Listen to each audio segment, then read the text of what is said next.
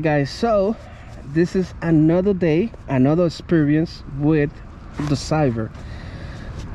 And there's a few things that I want to tell you. So the experience of riding this bike so far has been amazing. I never seen a bike like this before, where you jump in and you feel the joy. The last time that I felt that was with my Saron, the X260 from Segway, which is a bike that when you buy it, you don't have to do anything, you just have to ride it. Like, the torque is there, the speed is there, and I feel like the same thing with this. Plus the technology, the security system that it has is amazing.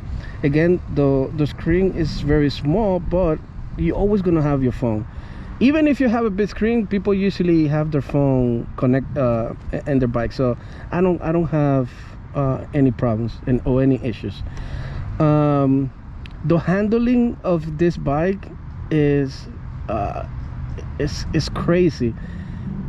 You know, I remember riding a Super 73 for the first time, and I remember that the tires, they are similar in sizes. I don't know if these are bigger, they look bigger, but the only issue was that you can feel like the bike being heavy when you turn the bike around. With this one, it feels like it's a small bike. And again, I think this is the reason why it's like this. I think it's because of the frame. It's just like a small frame, but everything else is like beefy and big. The fork, the suspension, the brakes, everything is like high quality. And actually, I never seen this in a bike at this price range. The other thing is the battery. Obviously, for the range, you need to buy 2 batteries. So I'm gonna be getting another one. I'm open to see if maybe I can do an aftermarket one, but at the end of the day, I don't want to make this bike illegal. I want to have the range. 35 miles an hour is pretty good, and I'm pretty sure that eventually people can jailbreak it. This bike is like an iPhone. Everything is a software, can be updated over the air. So this is something that I like. But man, the mirrors, I don't feel comfortable using small mirrors, so I'm gonna have to sacrifice having this. But at the end of the day, I don't think it looks bad. I think it makes the bike look more of a bike,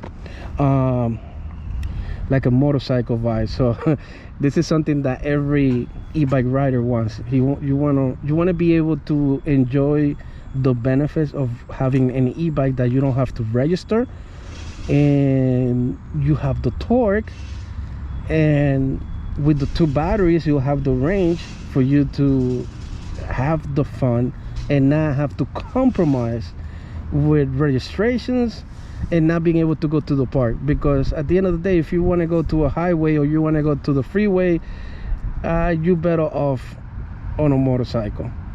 And for me, I'm better off riding my car in a highway. I'm not gonna be going out 100 miles per hour and on a bike. So for what this is, I think this so far is, to me, a good experience when it comes to owning a bike. It's been a week, so obviously there's things that might break or that might not function. One of them is gonna be look at my friend with the small bike and loud. It's like the Chihuahua. Not everything is beautiful and perfect. One of the things that I noticed, and I don't know if I'm doing something wrong, maybe somebody that owns the bike can tell me, but when I put the navigation, it gets stuck, so it doesn't move from the location that I put the navigation when I'm moving. So I can see it on my phone, but I cannot see it here. And maybe I can try. So you have the app here with everything that you need. You have the percentage of the battery, which is cool. What else? Okay, navigation. So I have some presettings here, some favorites. So you're supposed to see the navigation show up here. Okay, now I got through. All right, so start navigation. This is half a mile, and you can see that it's telling me to turn. The same thing here. So let me see, because the last time that I tried this, the phone was in my pocket. So I don't know if the phone has to be next to it, but then that defeats the purpose. So let's try that, just to show my audience what's the experience of using the navigation. Oh wait, it's in parking, so that's a good feature, so that you're not gonna whiskey throttle. So here you go to your settings for some sport. Okay, so we are moving. So let's see. So in the phone is moving. Let's see what we have. All right, so you see it's telling me to turn. It's giving me that information. Let's see. Turn left and then immediately turn right. Let's see if it changes.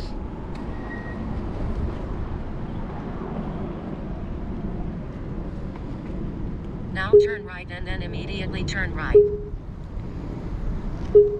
Now turn right and then turn right onto Reeville Avenue. After 400 feet, turn right onto Reeville Avenue and then continue straight ahead.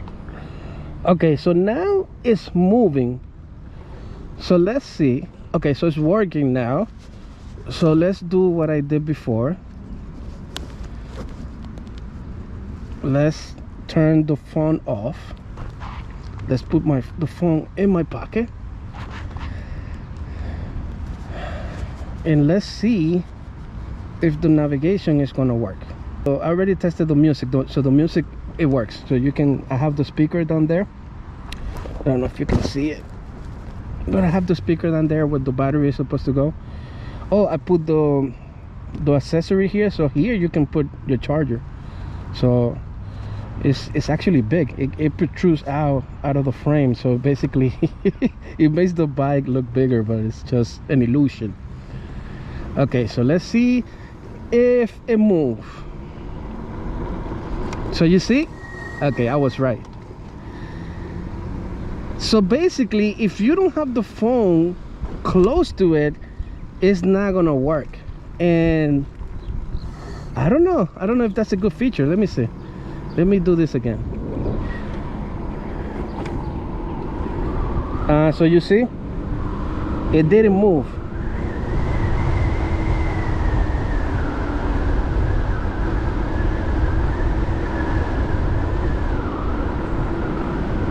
All right, so let's go to the side here so we can.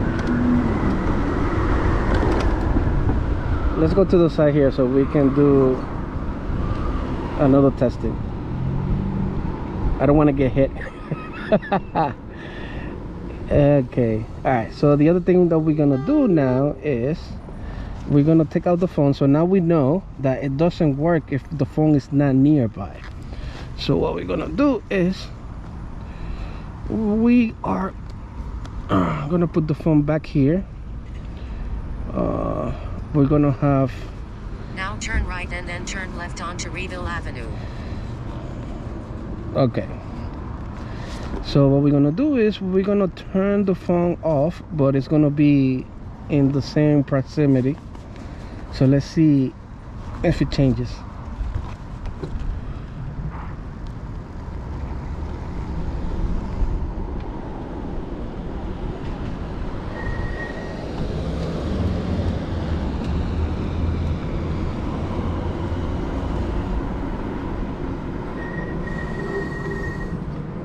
All right, so it didn't change. So basically that's a bad user experience. So if I'm using this, might as well use the screen for, might as well use this. Continue straight ahead onto Reeville Avenue. Okay, so you see now how it changed? It's because the phone is on lock. So the other test that we're gonna do, we're gonna leave it on lock. I know that it's gonna work.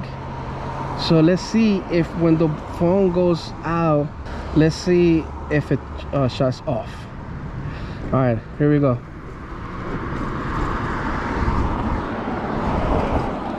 But I gotta tell you, man, riding this thing is a dream. Like, this thing, it feels so good.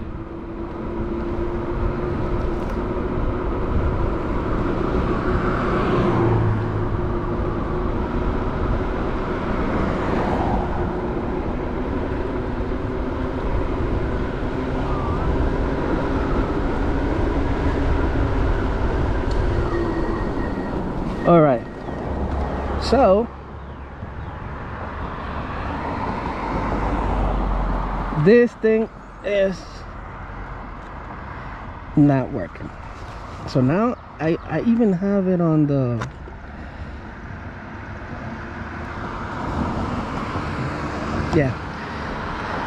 okay, so this operating system is kind of glitchy. The connection is not that good.